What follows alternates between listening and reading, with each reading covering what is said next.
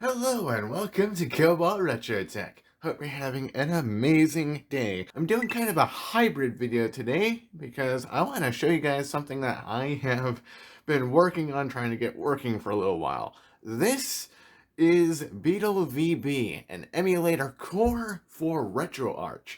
This one specifically does Virtual Boy games. The Virtual Boy is one of my favorite obscure Nintendo consoles, and retro consoles in general, let's just put it like that. And as much as I love that console for what it tried to do and its failure, blah blah blah, I've talked about it in one of my previous videos, it's really hard for me to play. The Virtual Boy back in the day received its fair share of complaints related to headaches, eye strain, fatigue, blah blah blah. All that is true, but it's exemplified for me because I'm a light sensitive individual, and that also can lead to migraines. I can play my Virtual Boy, but I can't just sit down and play with it for hours. Most people can't, but it's even worse for me. So, my solution to this is RetroArch. Now, I have the same thing set up here for my Wii U, but it's not quite the same. See, the Virtual Boy has a very unique controller because it has two D-pads.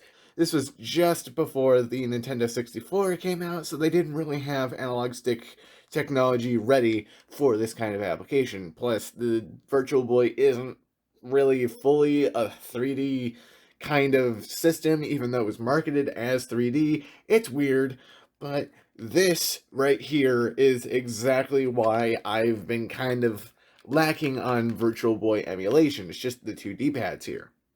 And then this came out, the 8BitDo Lite controller. Notice something here? Yeah, there is two D-pads. Well, technically three, but this is kind of not a D-pad.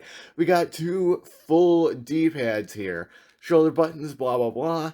In my opinion, in terms of modern controllers, this is the best way to recreate the Virtual Boy feel without having to hardware mod anything to get an actual Virtual Boy controller working on a PC.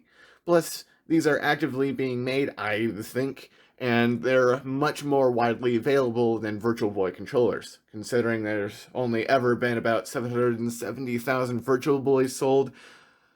I would go for one of these guys if you're curious enough about the Virtual Boy, but you don't want to go through with actually purchasing one. And the best part about a controller like this is I can actually plug it straight into the computer, and it essentially just works like an Xbox 360 controller.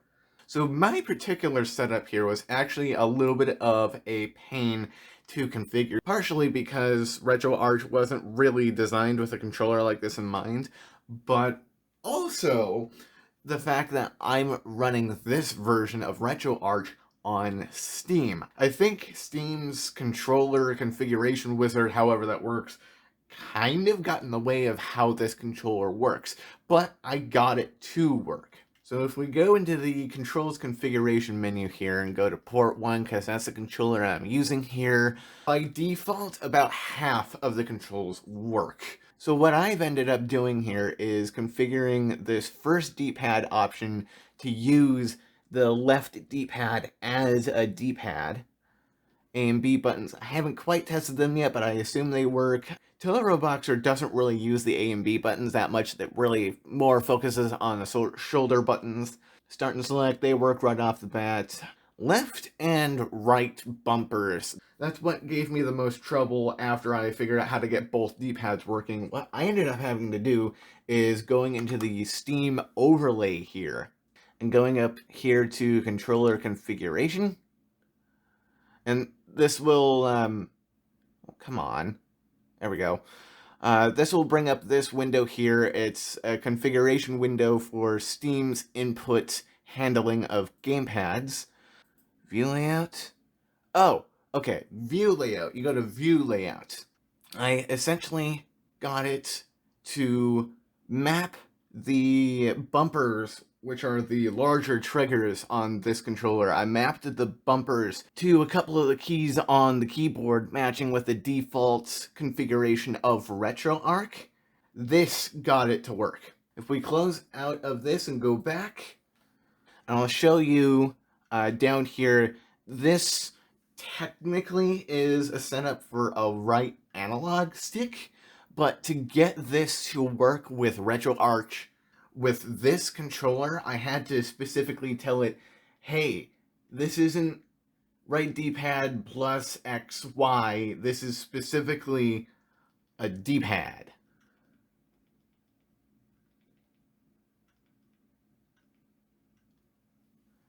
So that's what I had to do to get this working. So if we push F1 to close this, and go back to Teleroboxer,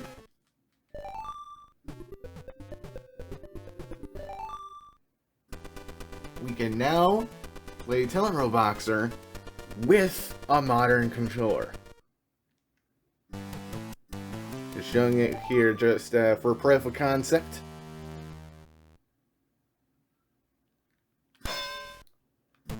And the left and right bumpers do work for the triggers. Trust me, it took me way too long to figure this out. Steam, I'm pretty sure if you installed RetroArch on its own and not through Steam, you wouldn't have this problem. But I had this problem. So, let's play some Teleroboxer, huh?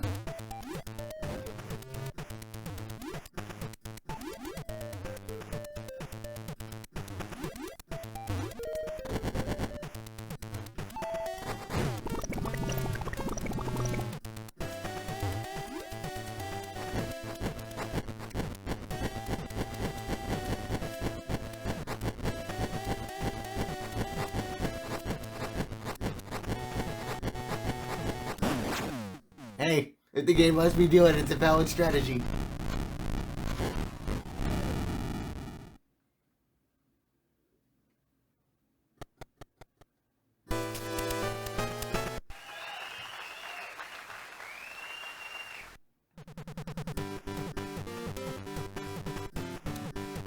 Alright. That sounds familiar.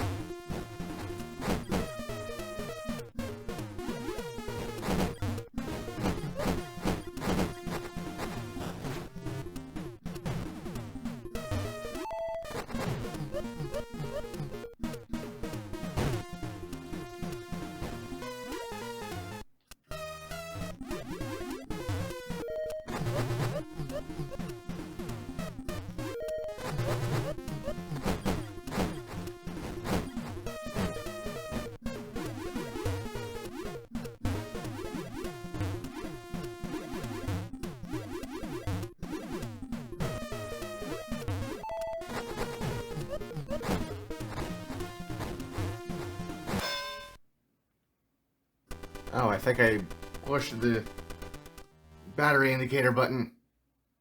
Maybe? I saw it there for a brief second.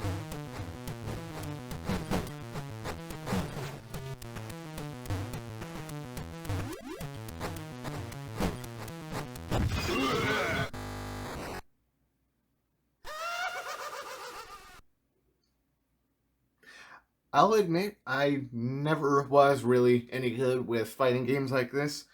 Honestly, this game does feel a lot more natural with a controller like this, but this 8BitDo controller does feel more natural to play Virtual Boy games, specifically just for the fact that it also has multiple D-pads. So I hope you enjoyed this brief look into Virtual Boy emulation. I haven't seen any videos with this specific combination. Hopefully this will drive more interest into Virtual Boy and Virtual Boy emulation, especially with controllers like this.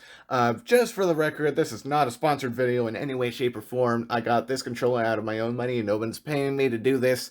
I just thought, hey, let's do a Virtual Boy thing, but in, like, not a Virtual Boy way. Anyways, thank you for tuning into this video. If you liked it, please leave a like. If you want to see more, please subscribe. And if you want to support me a little bit more directly, I have the CobaltRetroShop eBay store linked in the description below. I have my music link there as well, and my Patreon page that starts at $1 a month. Speaking of the Patreon page, I do have to thank my Kilo supporter, Indian Mac, for helping make CobaltRetroTech possible. Thank you. With all that being said, I'll see you in the next one.